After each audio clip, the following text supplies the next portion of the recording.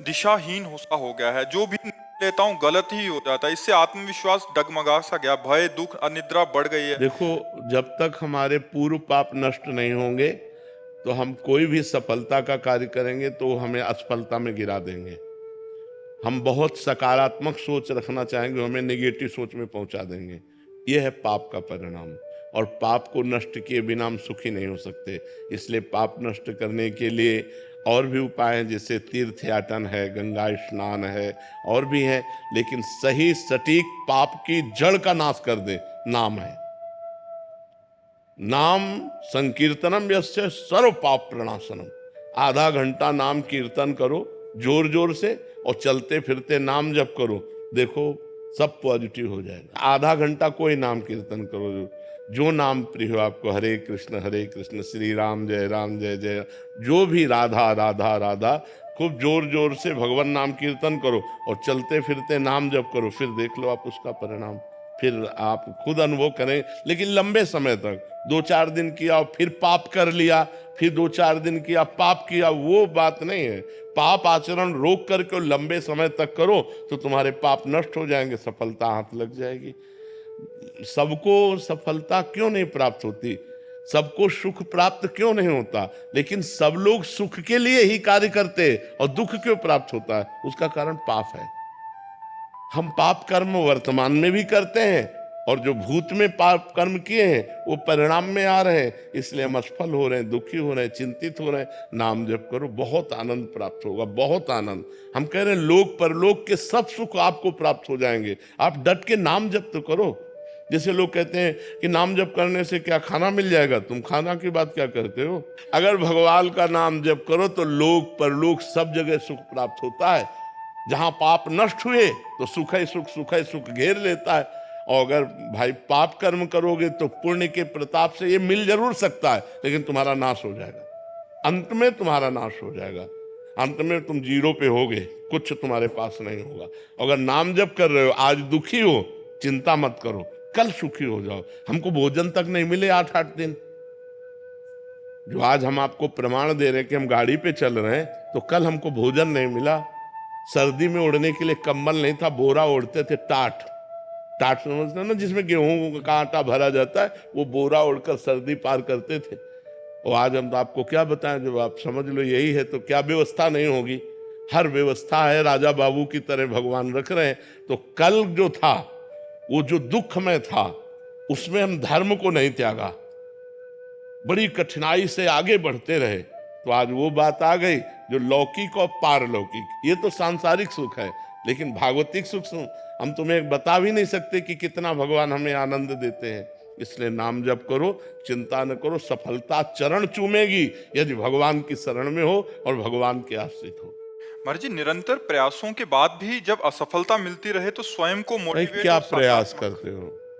लौकिक ही प्रयास तो करते हो ना, अपने पूर्व पाप के नष्ट करने का प्रयास तो नहीं करते। कि आप कोई अनुष्ठान कर रहे हैं, आप भजन कर रहे हैं, आप परोपकार कर रहे हैं, आप तीर्थयाटन कर रहे हैं पवित्र भाव से, ये तो सब कुछ है नहीं। तो पूर्व में जो पाप कर्म किया है, अब जो आप सफलता के लिए प्रयास करते हैं, वो आपको असफल कर देता है, गिरा देता है। तो आपका प्रयास कोई आध्यात्मिक है क्या? तो फिर बिना आध्यात्मिक प्रयास के आप कैसे विजय प्राप्त कर सकते हैं? जो हमने पूर्व में पाप किए हैं, गलतियां की हैं, वो हमको दुख देंगे ना। हम पढ़ लिख करके अच्छा बनना चाहते हो, हमको गिरा देंगे। हमारे पास सर्टिफिकेट लेकिन नौकरी नहीं मिलेगी, व्यापार में पैसा लगाते हैं लेकिन सफलता नहीं मिलती है, तो वो हमको दुख देगा ना पाप कर्म। तो उस पाप कर्म को नष्ट करने के लिए हम क्या प्रयास करते हैं, विचार कीजिए। कोई प्रयास नहीं करते ना, तो उसके लिए प्रयास करो। हम कह रहे हैं कुछ मत करो, राधा राधा राधा राधा राधा नाम जपना शुरू करो। काउंटर लो और गिनती से 50,000 रोज नाम जप करो। फिर हमें बताओ लंबे समय तक, ये नहीं कि अब 4 दिन बाद हमसे प्रश्न करो कि 50,000 नाम जप किया, हमारी नौकरी नहीं लग गई, हमारा काम नहीं बना। लंबे समय तक जप कीजिए, फिर देखिए सफलता मिलती है कि नहीं लग गई, हमारा काम नहीं बना। लंबे समय तक जप कीजिए, फिर देखिए सफलता मिलती है कि नहीं।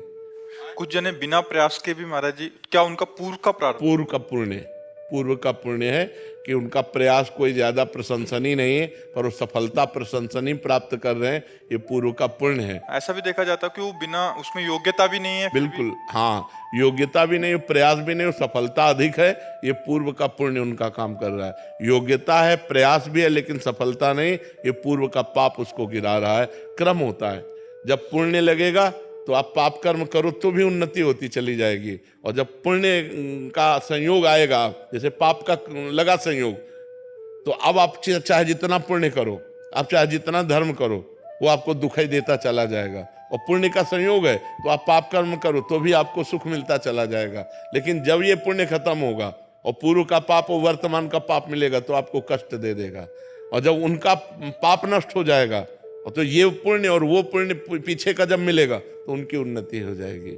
ये एक क्रम है ईश्वरीय, जो ईश्वरी भागवती है जो क्रम है वो ये है। तो इसलिए नाम जप करो और अपने पापों को भस्म करके आगे बढ़ो, नाम जप करो, ठीक है। प्रतिकूलताओं और हतोत्साहित जब हो जाता हूँ, ऐसी स्थिति आती है, तो ऐसे समय में अपने को खुद को कैसे फोकस रखूं और प्रोत्साहित रखूं कि मतलब आगे का मार्ग प्रशस्त हो। जब हम भगवान से चित्त जोड़ देते हैं तो इस प्रश्न का उत्तर अपने आप मिल जाता है, ऐसा बल मिल जाता है कि हम उनको सह सकते हैं।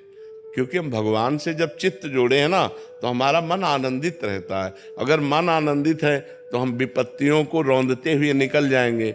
अगर हमारा मन आनंदित नहीं है तो फिर हम गिर जाएंगे। और मन आनंदित होगा जब भगवान से जुड़े। तो हम वही बात आपको सिखाना चाहते हैं कि भगवान से जुड़ो, गंदा आचरण मत करो, पाप मत करो, मांस मदिरा का सेवन मत करो, फिर देखो तुम्हारा चित्त कितना आनंदित रहता है। कोई व्यसन ना हो और कोई पाप ना हो और थोड़ा भी भजन होगा तो आपका हृदय आनंदित रहेगा। आप पक्का समझो, भगवदा आनंद से ही हम इन विपत्तियों से लड़ सकते हैं, नहीं तो ऐसे ऐसी विपत्तियां पूछो मत। ये माया इतनी विचित्र है, पूछो मत। भोजन की थाली सामने आई, ढलंग गए, कवल नहीं खा पाए, आराम से टहलते जा रहे, पीछे से टक्कर लगा, मर गए। हमारा कब शरीर छूट जाए, हमारा कब क्या घटना हो जाए, इस संसार में कहा नहीं जा सकता। इसलिए मालिक से जुड़े रहो। तो हम विपत्तियों पर तभी हावी हो सकते हैं, भारी पड़ सकते हैं, जब भगवान से जुड़े। नहीं, विपत्तियां हम पर भारी पड़ जाएंगी और हमको गिरा देंगी। आदमी जब निर्णय नहीं कर पाता ना विपत्तियों में, तो सुसाइड जो कर लेते हैं ना, वो यही, वो विपत्तियों से निकलने का रास्ता सोच लेते हैं, जबकि भारी विपत्ति में फंसा देने वाला है। प्रेत योनि मिलती करने वाले को। तो हमारे ऊपर विपत्तियां भारी ना पड़े, इसलिए भगवान का नाम जप करें, भगवान से चित्त जोड़ें और ये विश्वास करें कि आज दुख आया है तो हट जाएगा, कल हमारे सामने सुख भी आएगा। ऐसा नहीं है जैसे दिन आया है तो रात आएगी, हम तैयारी रखें। अगर रात आ गई है तो परेशान ना हो, दिन आने वाला है। दुख आया है तो सुख आएगा, सुख आया है तो दुख आएगा। ये क्रम चल रहा है, मनुष्य जीवन का क्रम है। हमको तैयार रहना चाहिए। जैसे हम रात्रि के लिए बिजली गई तो हम इन्वेटर की व्यवस्था करते हैं, जनरेटर की व्यवस्था करते हैं कि हम अंधेरे से व्याकुल ना हो। ऐसे ही दुख आने वाला है, हम नाम जप करें, दान पुण्य करें, तीर्थ स्नान करें, तीर्थ याटन करें।